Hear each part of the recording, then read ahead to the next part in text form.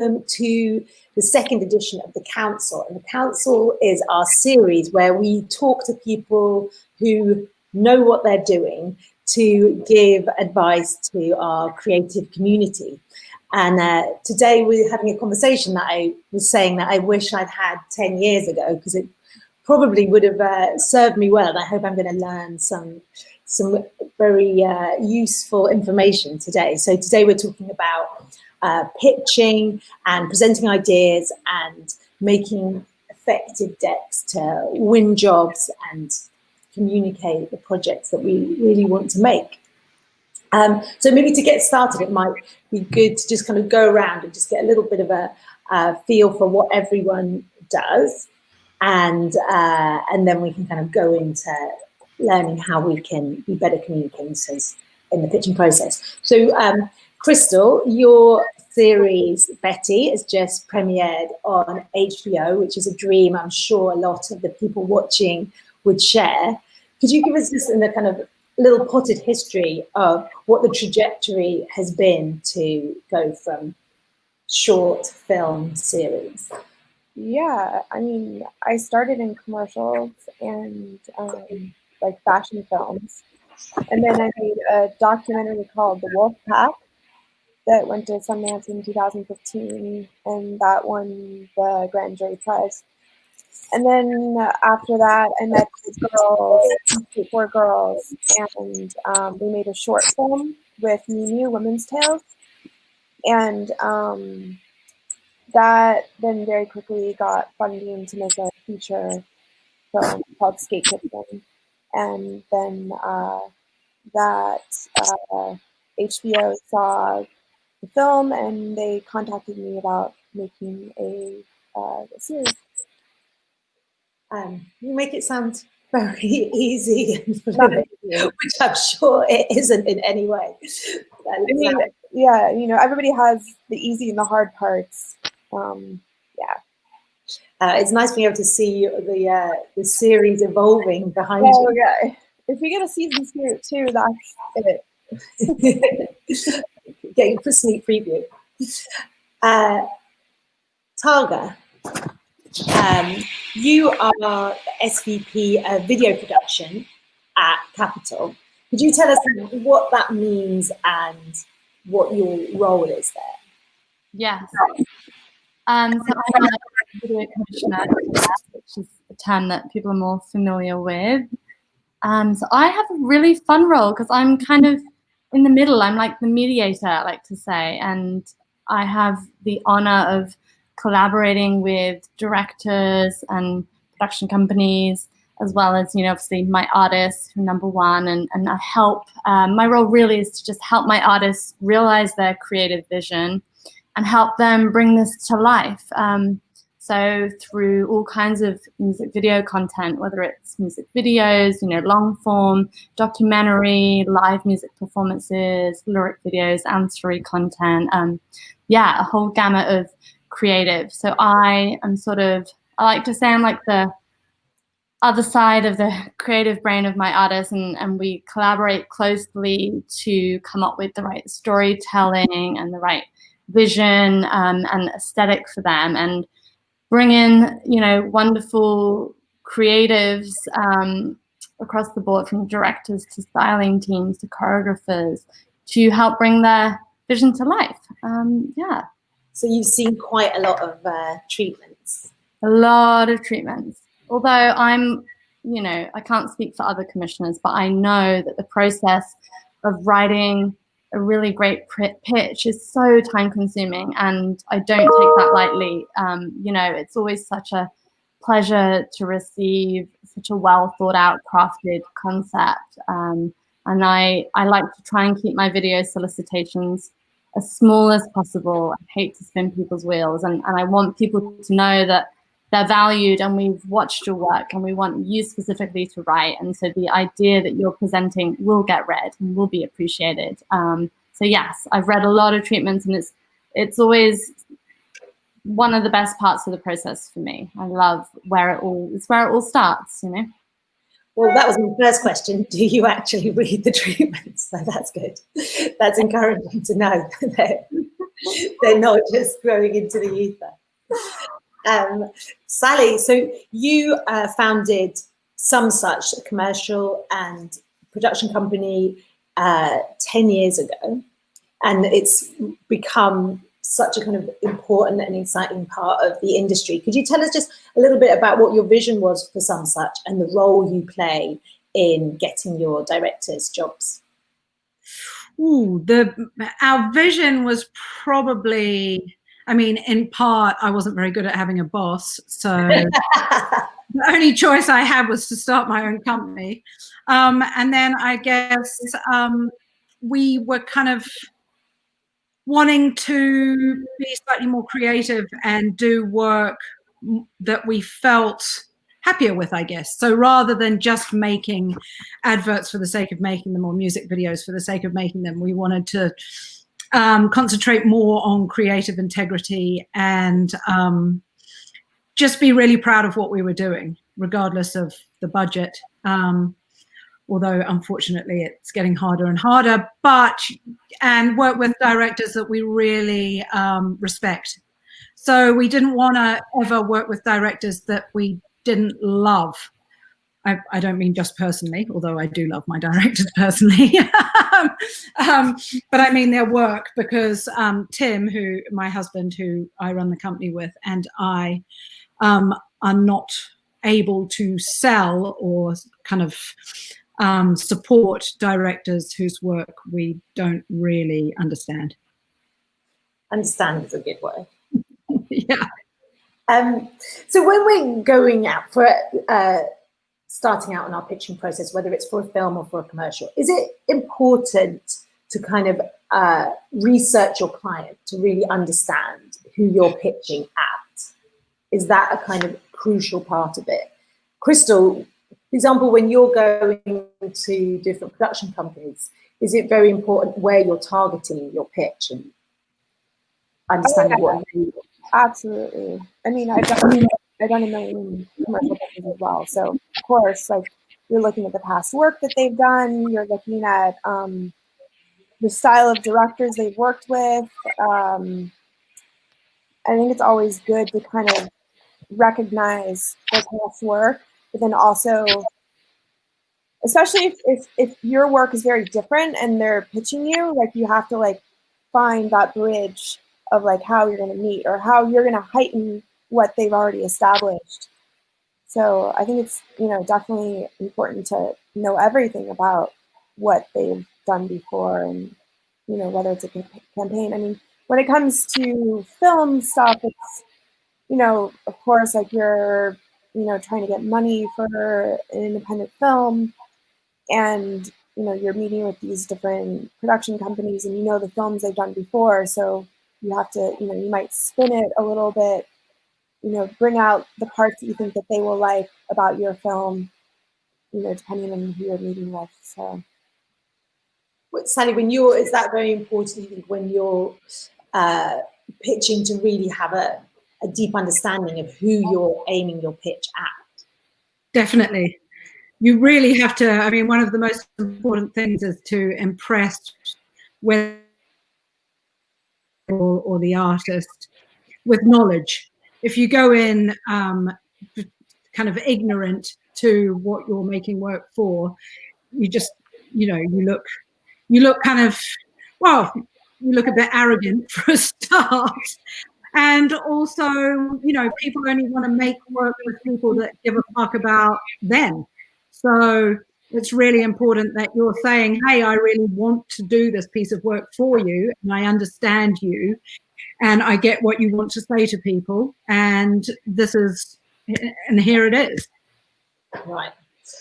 And then when we're kind of going about the deck making or the treatment process, what do you think is the most important thing to be able to grab someone's attention on the first page? I mean, maybe there's a cover page, but should we be able to kind of condense our idea into something very,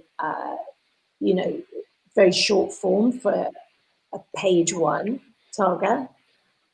When you're seeing a treatment, do you really want to see the idea like crystallized? Yeah, I do. Sometimes,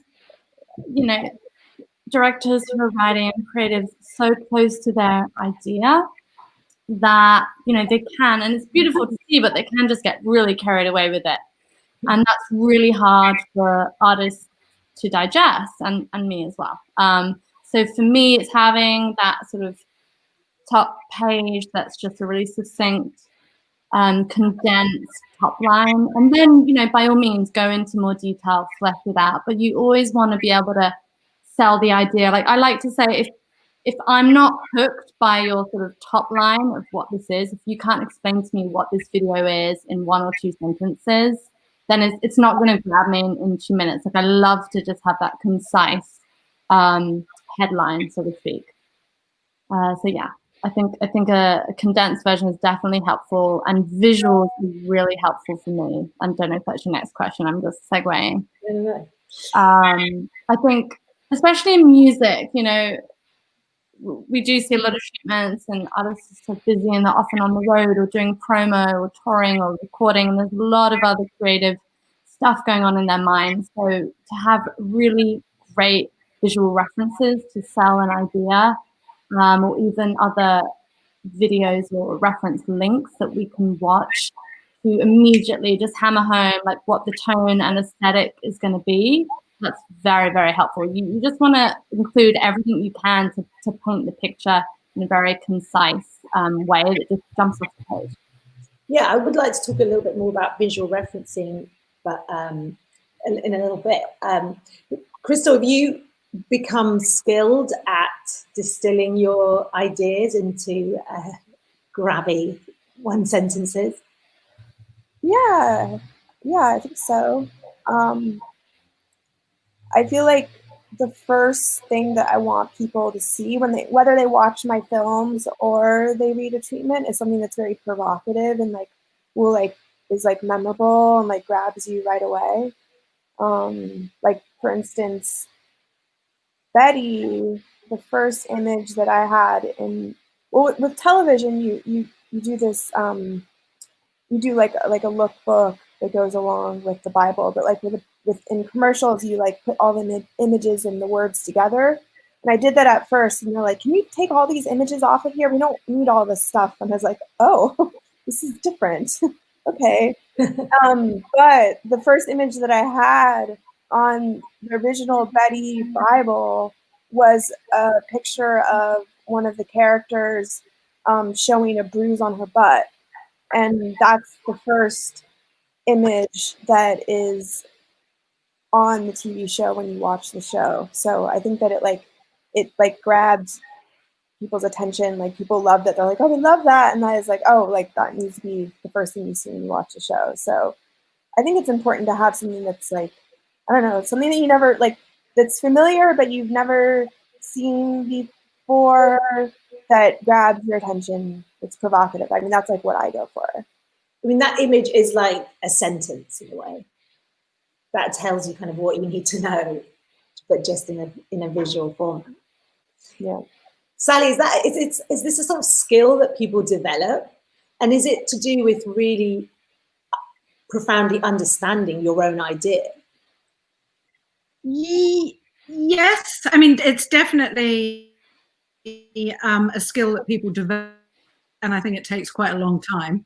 One mustn't think that they're going to learn how to do it overnight, because it takes a lot of, I mean, I remember I used to work with a director who's an extraordinary director, and when he used to send me his first draft of a treatment, I used to cry because I knew I would be up till 3 o'clock in the morning fucking making it make sense with him. So, you know, there's some people that can do it just like that, and then there's other people where they have to learn, and it takes a really long time to do it. So it's definitely a skill that you need to practice. Yeah, and also because I work with Sally at Somesuch, their level of treatments are like nobody else. Like when I left my other production company to that production company, I mean, my treatments grew like aesthetically in a way that was like monumental. And so like they just won't, I mean, they're, you know, super anal with that shit, which is awesome. But I think they they push their directors so much to make things extraordinary and great and beautiful, and I think that's like why you guys do so well, because your standards are so high. Thank you. I can attest to appreciate that, actually, of the, the clips that I have had in from Somesuch. They're beautifully put together. And on that note, like there's so much value to having a great company or EP behind you that's really going to help you curate and craft that treatment. You can tell when a director's submitting and they just don't have that second pair of eyeballs looking it over and supporting you, like helping you to win. So yeah, bow down, Sally. Wow, it's a team effort, isn't it? Really, at the end of the day, it's just as important for us as a company. Absolutely. The director. No, it's the production company that helps so much. Like everybody's. I mean, I've had like other directors at Somesuch take passes and help me, and like they're like, we got to get this job. Like it's a real like family effort. Yeah.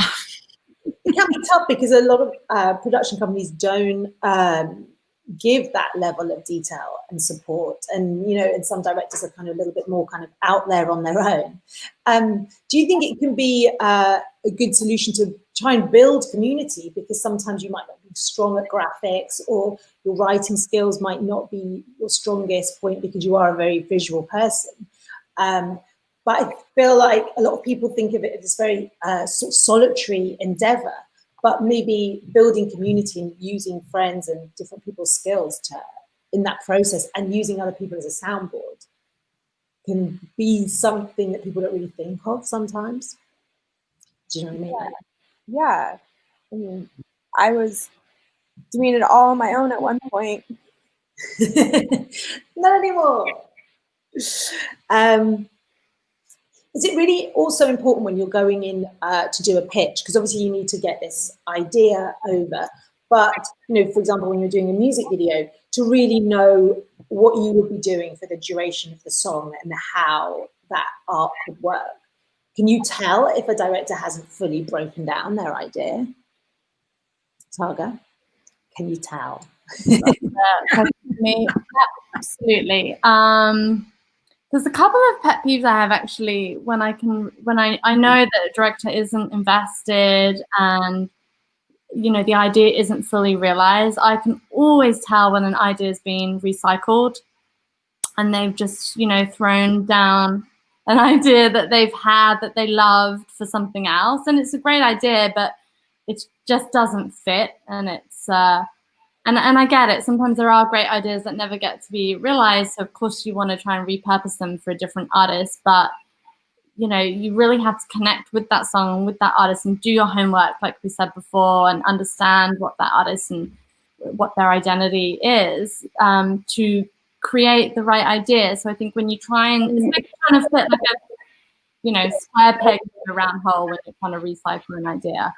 And then just further to that, I often find that when we take it to the next stage and we have a call with the artist, with the director, because the treatment has, become one of our top 3, let's say, it's so unfortunate that sometimes that's where the director will sort of drop the ball, so to speak, or drop out, because half the pitch, half the battle of creating the perfect pitch is also being able to express your idea verbally. And personality goes a long way, and how you express yourself is an extension of your pitch. I'm sure, Crystal, you can relate to this, but it's so, I mean, and I would be terrified to get on the phone and have to pitch my idea to the artist, to the client. But yeah, I really hope that people know it's not just about what's on paper, it's about them being able to express and articulate your idea effectively and really be invested in it and understand it and be fully connected with it. Because that is one of the kind of tricky things, isn't it? Because you want to make it feel personal and get your personality across. But Sally, when you're pitching a commercial, for example, how do you get that balance of being kind of passionate and being yourself, but still seeming professional? I don't know. I think it's really important to be passionate and be yourself. And I personally think there's not enough of it. So I think often that can win you the job, because like TARGA, I've got lots of pet hates as well. I mean, for me, because I have to read a lot of treatments, and I'm dyslexic and I've got ADHD, and I just, so it's, it's always going to be a challenge. And so if I read the first paragraph and I'm not in, then that's it. It's game over for me. You've lost me. I'm thinking about what I've got to do with my daughter during the day, what shopping I've got to get. It's really hard to keep. So the first paragraph has to be something really interesting. And I don't want to see, I really liked your script. I really, it's just, yeah, we're obviously you really fucking liked it. That's why you're writing on it. That's why we're here. So write something fun, cheeky, engaging. I don't know. It doesn't matter, but just write something that the reader will go, oh, brilliant. What's going to come next? I think that comes from the personality often of the director. No one can write that for you. Like, you can't, as I said, I'm happy to share treatments, but you can't read one of Crystal's treatments and then go and copy it. It just won't work. It'll be shit. Only Crystal can do a Crystal treatment. And it's the same with most directors. You just have to find your own voice. And once you've got your voice, then you can add in all the, make sure that the brand's in there, which every now and then we forget to do. Make sure you've mentioned Coca-Cola 17 times or whatever it is. And make sure that they know that it's positioned towards them. But first, I think, is voice and individuality and originality. I mean, can it be tricky with commercial clients? Because sometimes you feel that, they've got this idea, they think they're brilliant, they've like, oh, we've come up with this great idea, you tell us it back. To that kind of balance between feeling like you want to reaffirm their idea and have your personal take. How do you kind of do that dance? I don't think you do that dance. I think if you're the right person for the job, you're the right person for the job. So we kind of encourage our directors to send in their vision of how they see it. And if the clients see it the same way, then great. Hopefully we'll make it with them. And if they don't, then they need to use another director, because there's nothing worse than if it don't fit, force it. Really, there are situations where we've been guilty of getting our directors to change stuff because we don't think the client will like it, knowing that it's not really getting the director's vision. It's not really going to fit their personality. Always a disaster. Don't do it. Sally, I love it when you talk. It makes me feel so excited. It's because you're so sure. Well, maybe I'm been doing it for a really long time, so I'm just a bit over it these days. TARGA, I just wanted to ask you, if I'm allowed, Tabitha, sorry. How many times have you gotten a treatment with another band's name or another track name? Yeah, too many. Yeah, that's bad. Yes. And it frustrates me. And, for bigger artists, for Katy Perry and, where you don't want a recycled idea. To defend the directors, sometimes it is tricky when you get that track on Friday afternoon and they're desperate for it on Monday. Yeah. So you're kind of, well, maybe this one will work. Also need a life. Or you're on mute, TARGA. I'm on mute, sorry. I was saying, I don't blame the director for that. They're like, where's their checker? Where's their EP or their rep? Who's giving it the once over before they send it in? Yeah, I agree. That's the production company's fault, not the directors. They need the support of someone reading it for them. And sure. They're probably writing a million ideas as well, and they're tired, and you have to check everything. Have you? So you need to have the good idea and be able to kind of crystallize it at the beginning. Are there other kind of really important pillars of a pitch that you really need to kind of be able to distill? What are the other kind of really important kind of elements that are very important to have a strong understanding of? Like, what are the kind of other really strong, or what are the things that you think some people overlook that are very important? Yeah, what might set an idea apart? So Yeah. I mean, I can speak to that a little bit.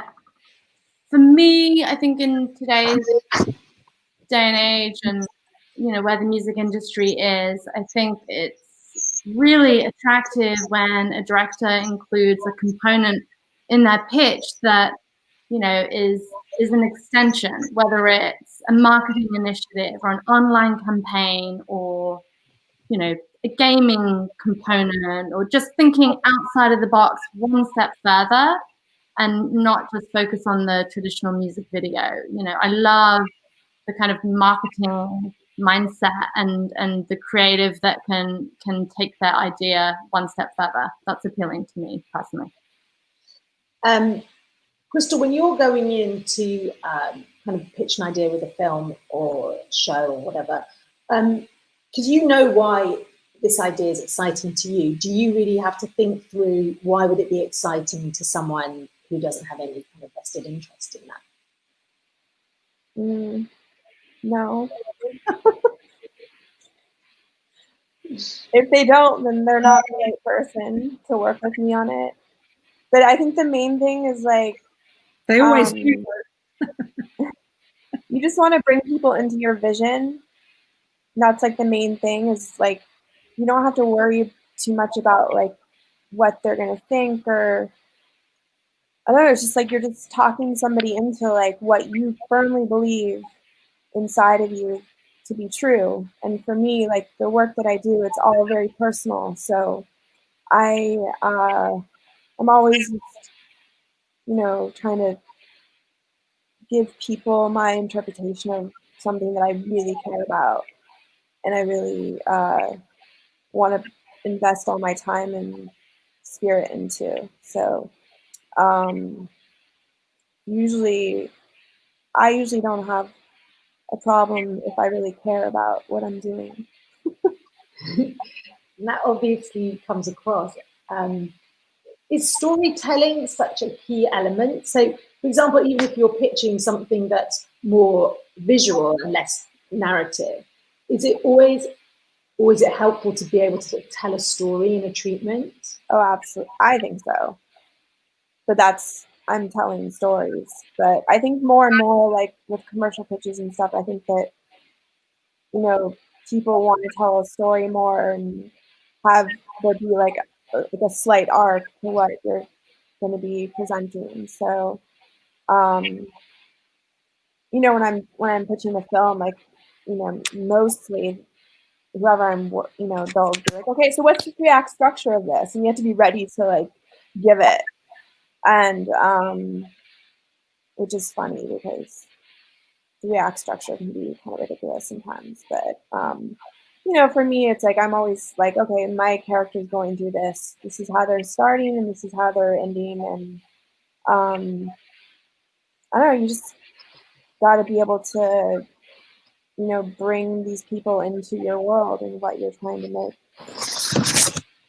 Do you think being able to kind of almost like communicate an arc like that, Sally, is important for, like I say, even more visual treatments, because it is kind of stories that really hook people in?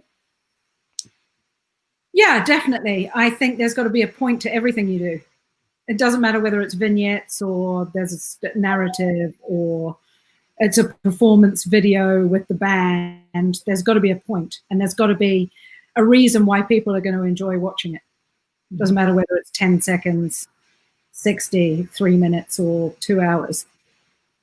I think there's got to be a feeling as well. Now more than ever, I think people want to feel something when they're watching a video commercial, especially now. And even if it's just a performance, you know, what's the emotion? Yeah, I think feeling and emotion is important too. Yeah. When you're approaching these different kind of mediums, how important is tone, like the tone of your pitch? And does it really vary depending on whether it's music video or commercial? Do you sort of change the sort of tonal approach? Sally, when you're... Oh, sorry. Should it, you know, when, do you know what I mean? Well, it's different because a music video is generally the director's idea. It's theirs as a whole. We've had a brief from the label. We obviously know who the band are, but the director has come up with the idea from start to finish. Whereas in an advert, we have received a script from the ad agency, and then we are interpreting it, or the director is interpreting it into her vision, you know, what she thinks will be the best, will make the best advert.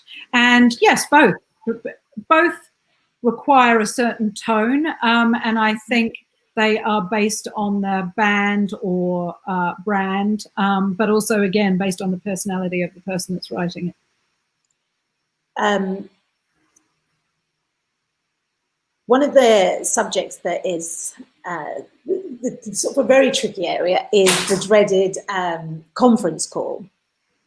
And, you know, some people are very skilled at this, as you were saying, how important it is to get your personality across, etc.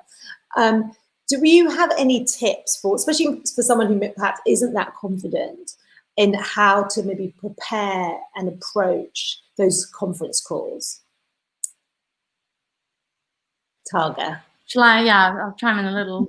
Crystal, you go. Go ahead. I'll chime in after. Practice in the mirror. Has that? Yeah, for me, I would suggest, again, just coming back to what I said before, really understanding and knowing, feeling confident with your vision and what that is, and being able to express that. You know, there's so many times directors come on a conference call with the artist and has sort of looked to the artist to paint the picture and to fill in the holes about what they want the video to look like. But, you know, here you are, you've written this incredible pitch that's won our attention and piqued the interest of the artist. You know, come on and be confident with that knowledge that we like you and we love your idea. So sell that to us. You know, be strong and confident with what your vision is and be able to express that effectively. Crystal, do you have any other tips? Practice in the mirror. Do you kind of bullet point things, or do you have notes? Or yeah, I go to the treatment and I like underline things and have notes and stuff that I can just like go to when I'm on the call. But I'm like happy about this whole Zoom thing because I hope that people start doing pitches like in video conferences, because it's so confusing and intimidating and awful to like be on a phone call and not know what's happening and everything's just super random. And I think being able to see people and actually communicate, and I think it's, yeah. I couldn't agree more. I really think that's so important. It's funny because I fucking hate conference calls, and I've really, and when coronavirus first started and we all had to start doing all these kind of Zooms and whatever they are, I was absolutely shitting myself thinking, oh God, you know, no wonder, this is why I've got so much lipstick on. But Crystal's exactly right, because a lot of directors are real introverts. They're very shy people. They're not, you know, loud, oh, this is how I see it, and, you know, annoying like I am. They're very quiet. And so to be able to, so on a phone call, you can't see that. You can't see their facial expressions. You can't see whether they're reacting to stuff. Whereas when you can see someone, you can kind of instantly work out, oh, okay, I can see they're kind of, you know, this is lovely. They're quite shy. But at the same time, when you say something that, you know, lots of times directors will be pitching and there'll be nothing. You won't hear any response, any reaction, nothing. The director will quite rightly, quite justifiably start to go under because they're like, shit, no one's responding. They hate this. This is a disaster. Whereas if you can see people, you can see them smiling, you can see them nodding their heads, you can see that they're waiting for the other person to say something. It's, you know, it's really terrifying presenting a piece of work when it's all yours. It's a lonely job being a director, and it's all yours. And if people don't like it, that's on you. That's horrid. I could never do that. Sorry. Crystal, you're really brave. Yeah, I mean, I think it's like actually a different set of skills to pitch on a commercial project than being a director, because it's, you know, I think being a good performer, not even actor, Yeah. performer is a big Yeah. part of it, and having, We should get coaches for all the directors. yeah, like having like being able to like speak concisely, and you know, I'm not really like a concise speaker. I'm kind of random the way I talk. So it's always, and I also like, I talk with my hands a lot. That's why like, I think a video would be a lot better because I can like, you know, talk like that. I always get the feedback that no one could understand what I was saying and I laughed too much. That's because I garble and I giggle. And then no one Really? That's nice. I think that shows personality. It's lovely. are there any strategies or advice that you've given, Sally, to help directors that maybe struggle in those situations? Well, we always just say, read everything before you get on the call. We generally try and have a call just before the call to say, you're great, this is going to be amazing, you know, have confidence in yourself. And then, you know, quite often I'll say, if you don't want to talk, I'll take over. You know, if there's silence, I'm happy to fill it. So, you know, that's kind of what I'm supposed to be there for.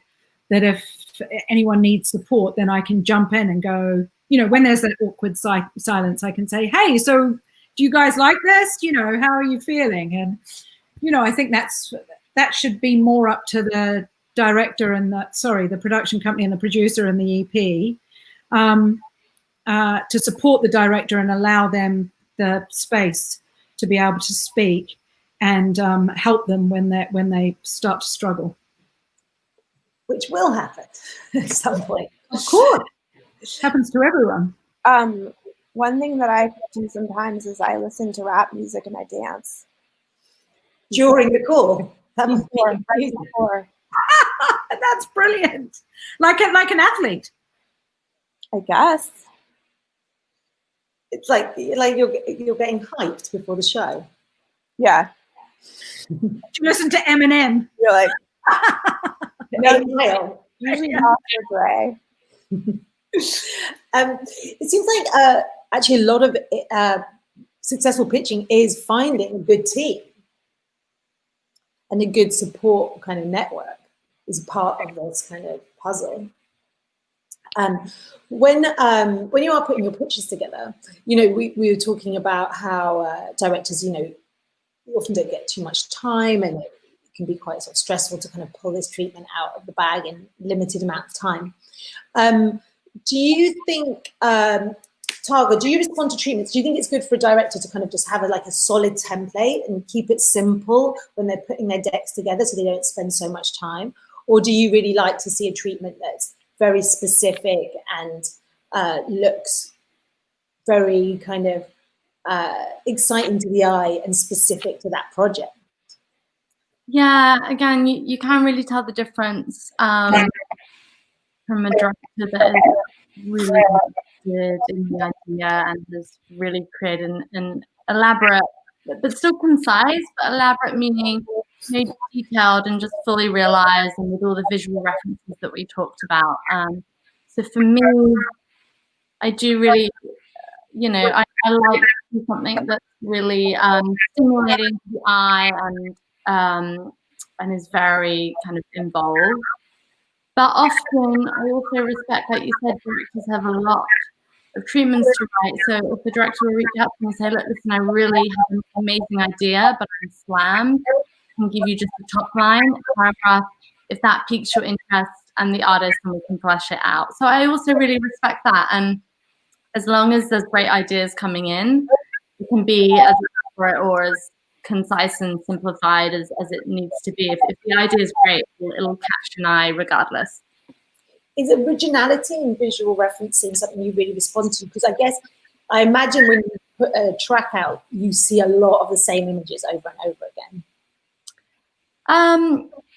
Less so. I used to, less so. I think people are really finding new references and places to pull references from. I am a very visual person, and a lot of my artists are, so you can tell the story more with pictures rather than words. I think if, you know, for my artists especially, it's important to see, okay, the tone, the aesthetic, you know, they want to see what the will feel like, and, you know, the set design and the environment and the shoot in, location examples, all of that sells a concept more than words sometimes.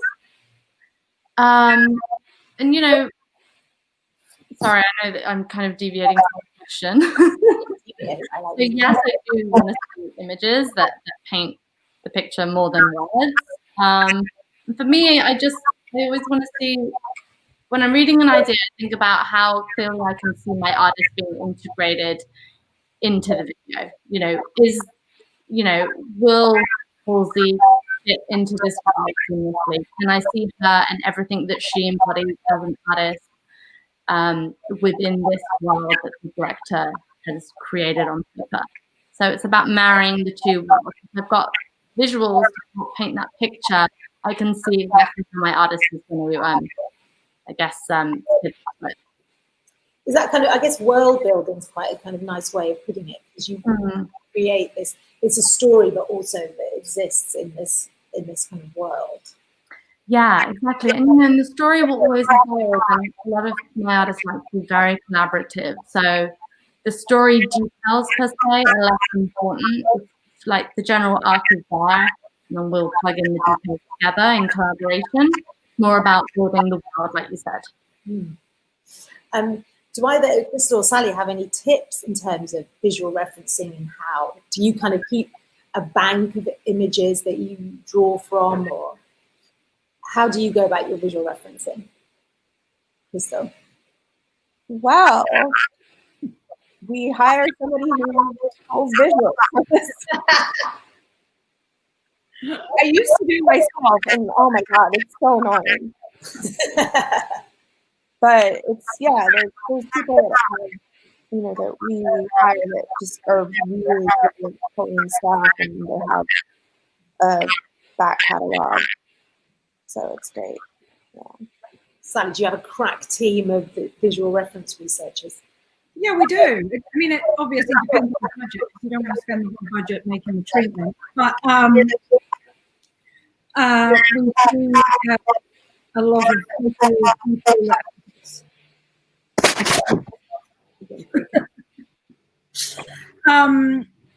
and lots of the directors do it themselves, and even I do it sometimes. I love doing visual reference. It's really fun. But what I'd say, to Targa's point, is that, you know, firstly, you've got to remember that people receiving a treatment are not receiving just your treatment. They're going to receive a minimum of 3 treatments. And if those treatments are 60 pages of writing, they're going to want to punch them repeatedly, because they're going to have to do that at least 3 times, which is a lot of reading. And it's exhausting, because some of it's really fun to read and some of it's a little bit boring, let's face it. So I presume what I do, and I presume what commissioners and producers do, is you get the treatment, you look at it, you look at the visuals, you go, does this look great? Does this make sense? Is this kind of going in the right direction? Yes, it is. Great. Now I'm really looking forward to reading it. So the visuals are so important. And I think at the same time, it's really, and the reason we hire researchers is because in the olden days, you used to get like a fucking Stephen Shaw photography book and rip all the photos out of that and color photocopy them and send them. Whereas you can't do that anymore. Everyone's already seen Stephen Shaw, and no one really wants to see his photos again used in treatment. So they have to be original, and you want the commissioner and the producer to be seeing images they're not seeing in all the other treatments. So you really have to work hard to find those images and references, because there's often moving image reference as well. And the director doesn't have time to spend days and days and days finding a shitload of original, you know, searching the dark net, trying to find photos that no one else, or references that no one else has seen. Yeah, we're just basically the editors of the images. So like we'll get, sometimes like 1,000 images, and I have to pull from that to figure out what's going to be in the treatment. Having said that, that's a kind of director of Crystal's caliber. So someone that is really busy and does do work. Our babies, our new directors, we get them all to do their research themselves, because that's all part of the process. That's how you learn.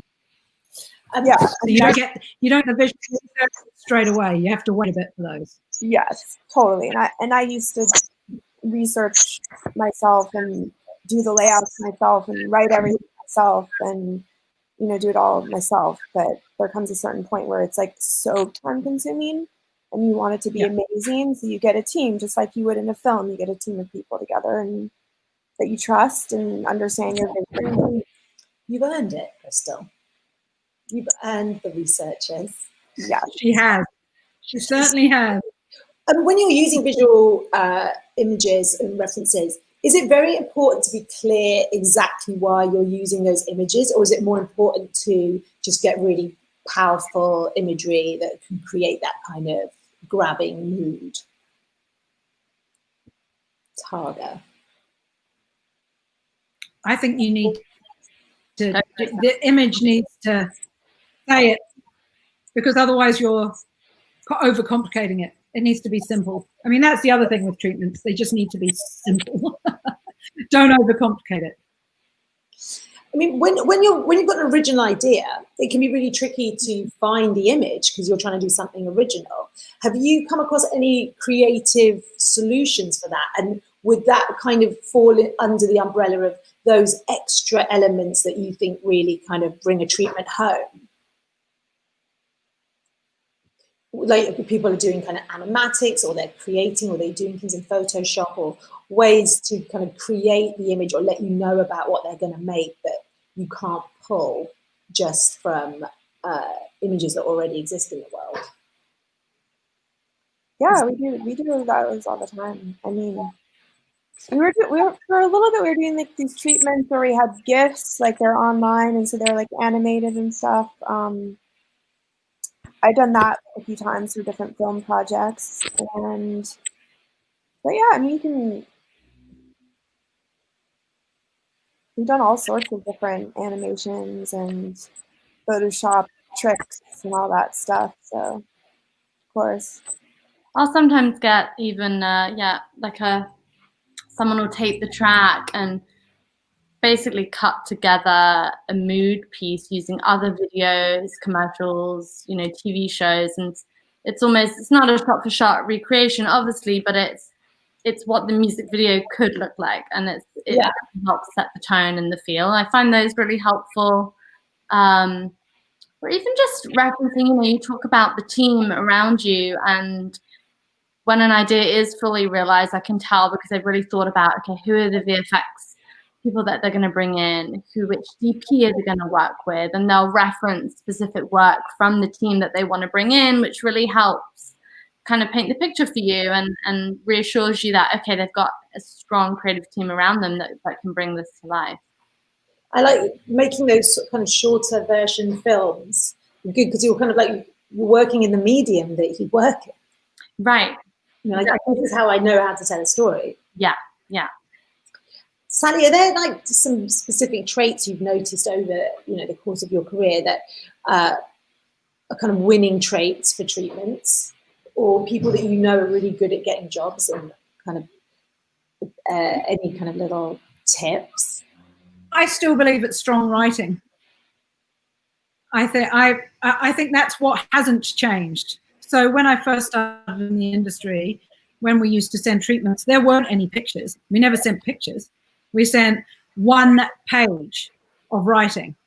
That was it.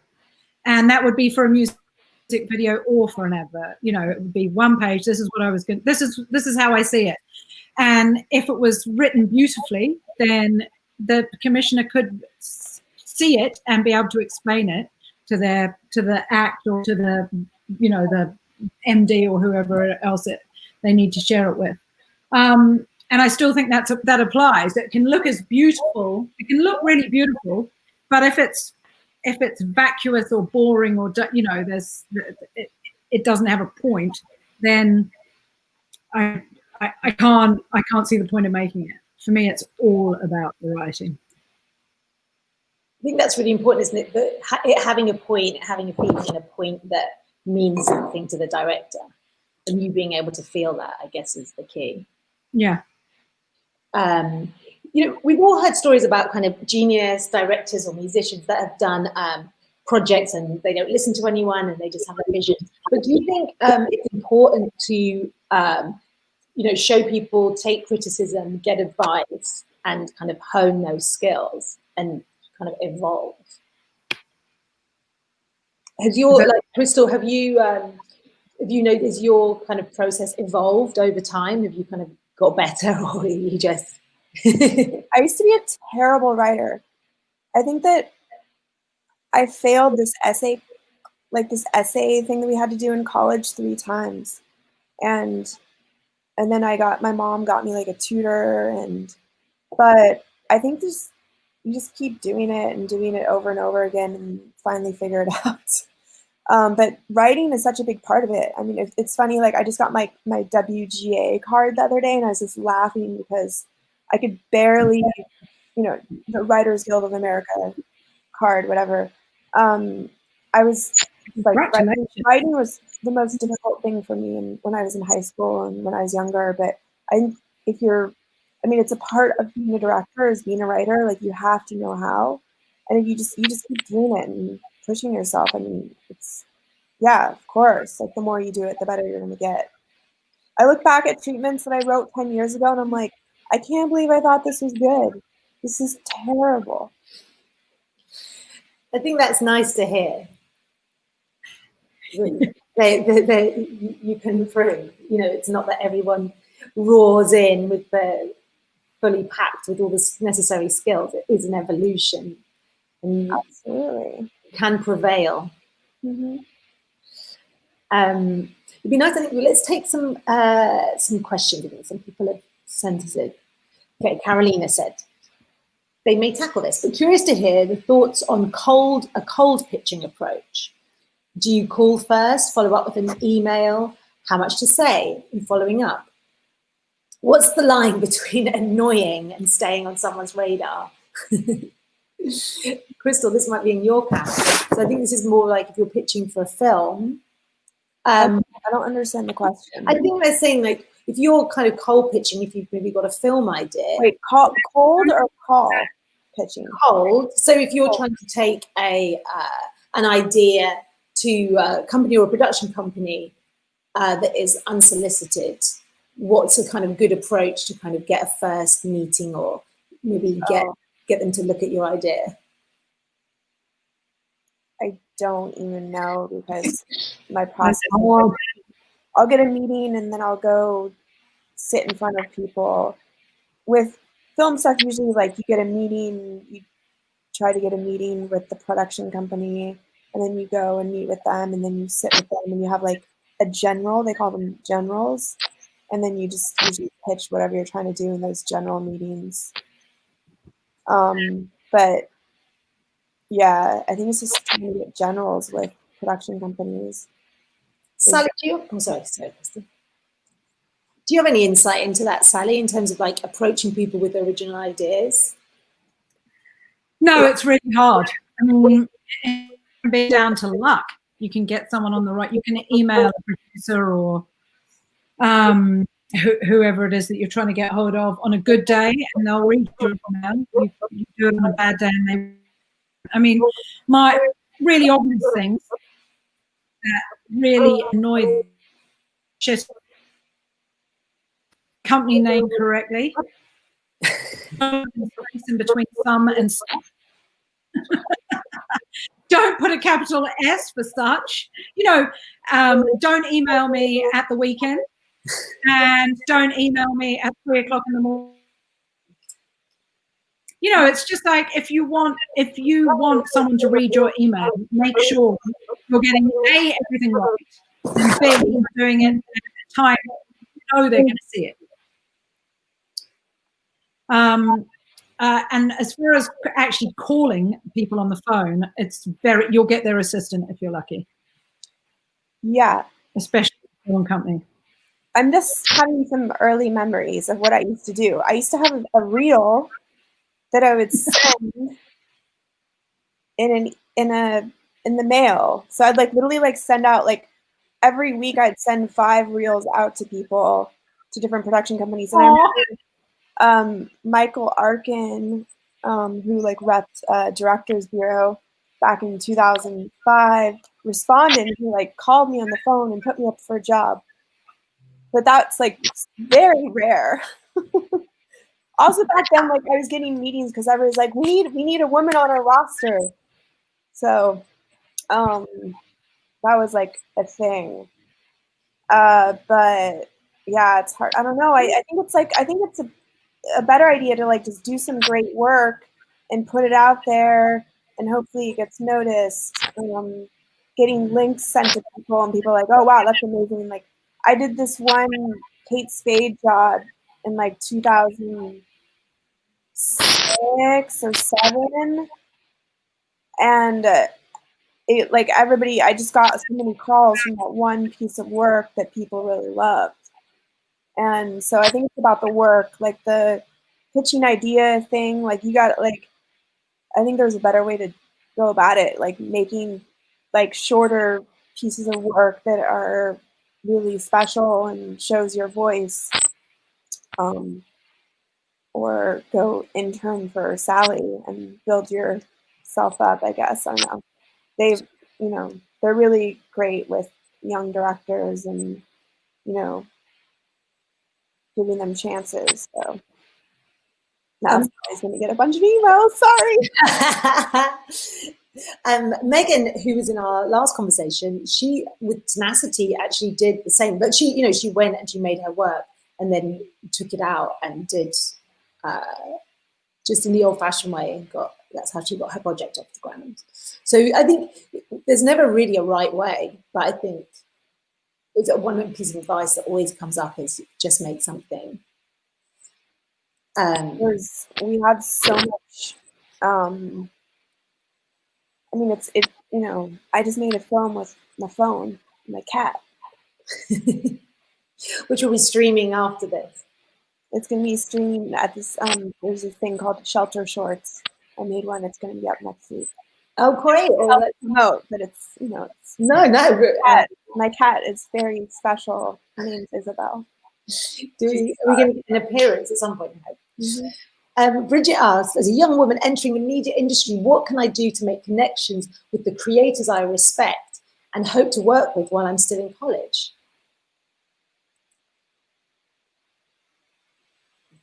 Well, does that college have an internship program? Bridget, I guess if the college has an internship program, then it's great to get in there, do interning. I mean, Crystal. No, I was gonna say, like, listen, I get a lot of emails and a lot of tweets and people DMing me like constantly, but sometimes like I pay attention, not always. And I think that having a sense of urgency and confidence and sending like a nice, short, straight to the point, interesting email to somebody is like, maybe you might just capture somebody's attention at some point. Like, why not try? Go for it. It's a really competitive business. Everybody wants to be a director right now. Just, you gotta like go for it. Like I struggled for so many years before I, had any sort of success. So, and I emailed so many production companies. I sent my reel out, like, as I said, like every week I'd send 5 reels out to different people in different places and stuff, and wrote a million treatments that never got made. And it's like not easy at all. But if you want to do this, you just got to never give up and just keep going for it. And I think really, sorry, Tabitha. No.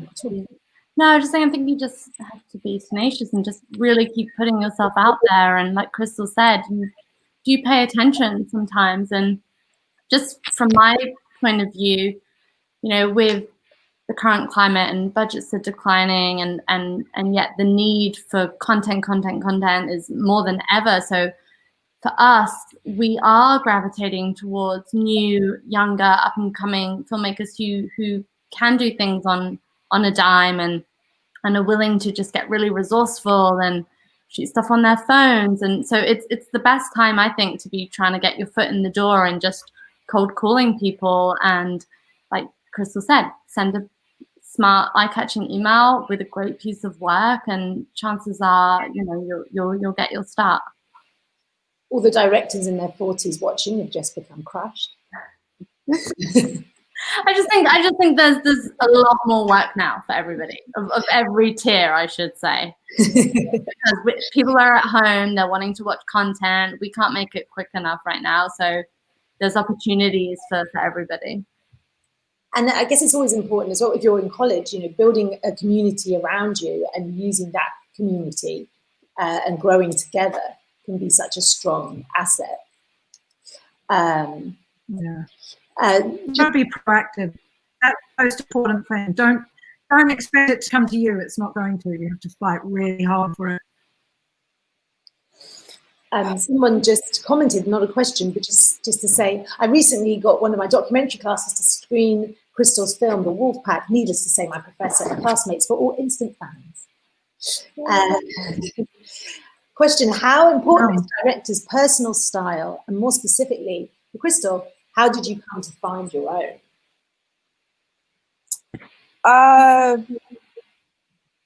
Trial and error. Doing as many things as I'm interested in, I'm inspired by, and failing a lot, and then realizing some things that work. But it's funny, when I was 16, I feel like I realized what my strengths were, but I didn't really put it together. I remember thinking, because I'd done this film with these two people walking down this like hotel lobby, and like they had these crazy like rave outfits on, and I slowed it down and put it to Portishead, and they were just like my friends, and it was this really interesting film that I think I gotta like figure out where it is, but I remember thinking in my head, like, I'm good at taking things that are reality, like realism, things in reality, but then putting my own take on it and creating my own version of it. So I think that that's something that I've really kind of, that's my thing, I guess. And I used to think I was only a documentary filmmaker because of that, but I'm realizing now I'm not. Like, I can still take stories that I know in reality and create a fictionalized version of it. But I would say just, you know, keep making stuff. You know, like if you're inspired by something, make something like it, then try to make something like it and see where your point of view comes in. And it might not be great, and it might be great, and you might find something through that process that's your own unique style, I guess. So I don't know, just keep making stuff with your iPhone or whatever. Morgan asked, how important is a social media presence? Is a director's Instagram profile taken into consideration, for better for worse, for commercial or music video jobs? I rarely look at Instagram, but that's just me personally. Yeah, I don't know why I don't. I think because there's always a piece of work or a reel or a video I can look at, which will better give me an understanding of their sort of vision and creativity. And I'm just not a big Instagram user myself necessarily. I know I should be. I mean, there's a debate, isn't there?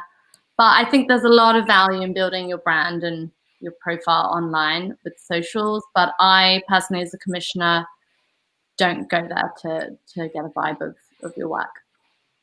I think that might be kind of nice to hear for a lot of directors who pour their hearts into their treatments.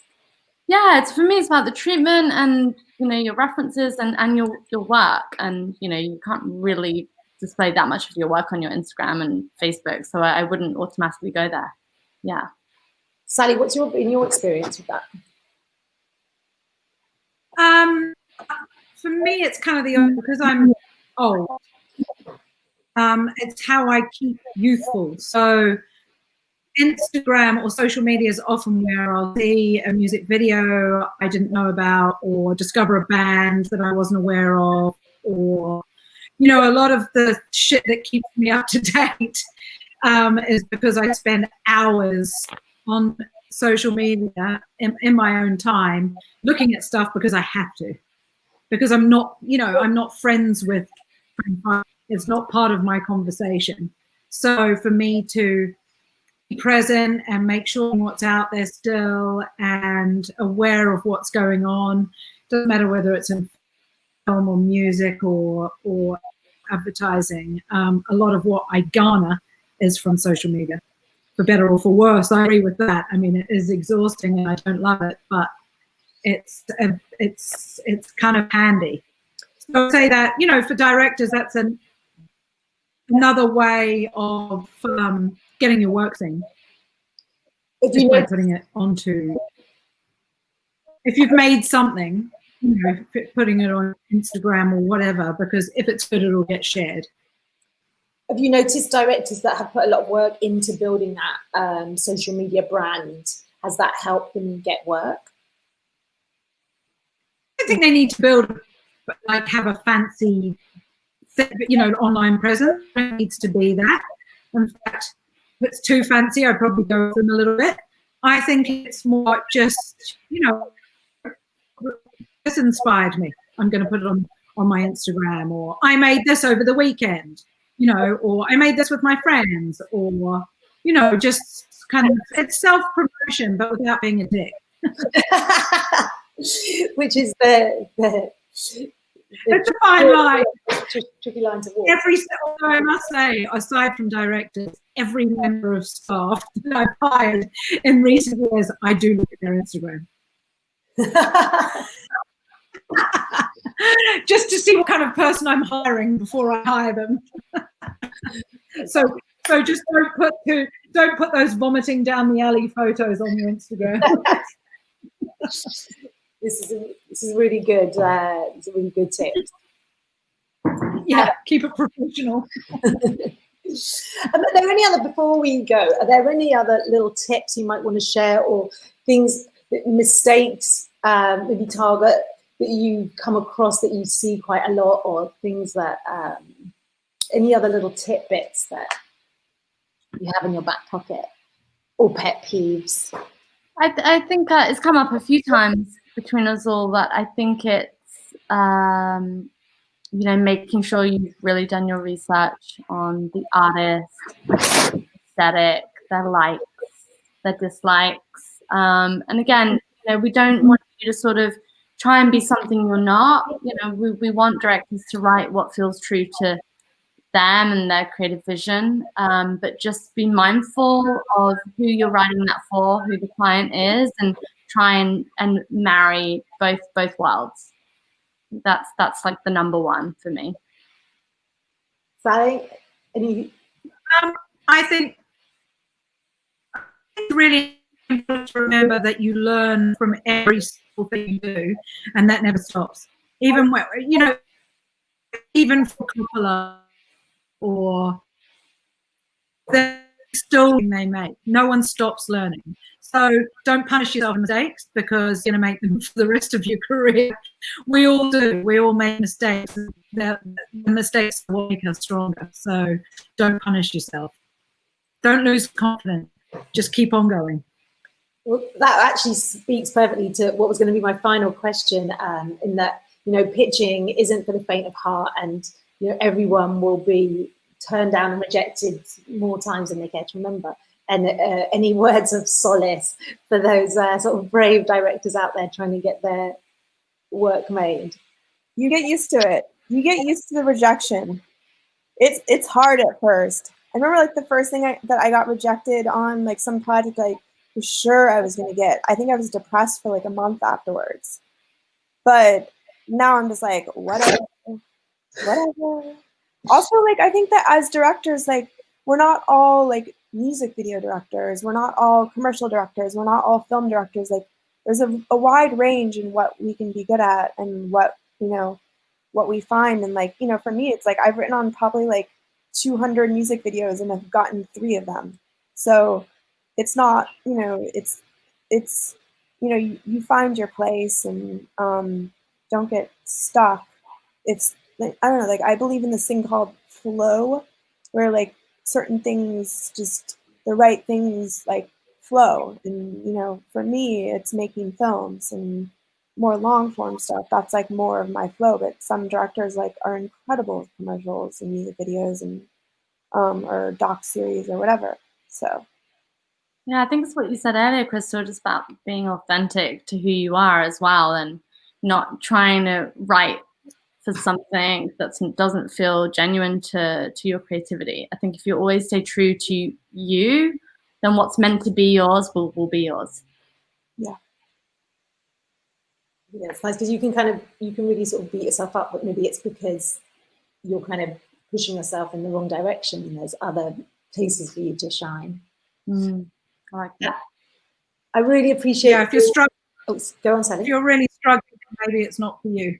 You know, I mean, not the whole job, but I mean, if you're struggling with a brief, then maybe that brief's not right for you. It's reassuring advice, and really appreciate you all joining us and sharing your wisdom with us on the council today. And looking forward to seeing your cat video. Yeah. Thanks so much. We'll post it next week. Thanks so much, guys. Bye. Bye. Thanks, guys. Thanks.